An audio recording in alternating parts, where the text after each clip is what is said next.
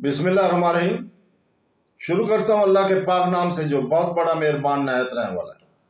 दोस्तों, बहनों, भाइयों, बुजुर्गों, हम आपको हजूर पाक सल्लल्लाहु अलैहि वसल्लम की हदीस मुबारक के इस सिलसिलेवार प्रोग्राम में खुशामदीद कहते हैं।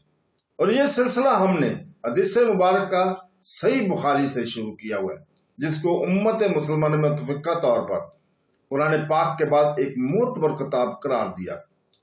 हदीस मुबारक महज अल्फाज का बयान नहीं है, बल्कि सुन्नत का एक चिराग, सुन्नत का दरीचा और हजूर पाक सल्लल्लाहु अलैहि वसल्लम की अब्दी हिकमत की याद दहानी है।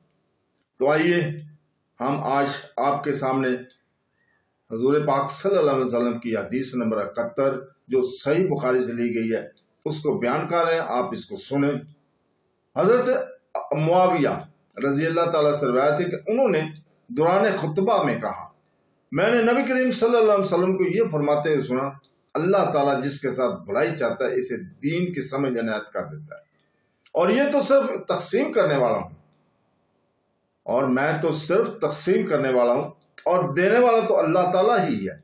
और इस्लाम की ये जमात हमेशा अल्लाह ताला के हुक्म पर कायम रहेगी, और जो इनका मुखालिफ होगा इन्हें नुकसान नहीं पहुंचा सकेगा, यहां तक कि अल्लाह का हुक्म यानी क़यामत आ जाएगी। तो दोस्तों, बहनों, भाइयों, बुजुर्गों, इस कलाम की हदीस मुबारक हजूर पाक सल्लल्लाहु अलैहि वसल्लम के कलाम, जो हजूर पाक सल्लल्लाहु अलैहि वसल्लम का कलाम है, अल्लाह ताला ने हमें नवाजा, उसके हम शुक्रगुजार हैं। और अल्लाह ताला से दुआ करते हैं कि वो हमें कुरान पाक और हदीस नबवी को पढ़ने, सुनने और समझने और इसके ऊपर अमल करने की तौफीक अता फरमाए।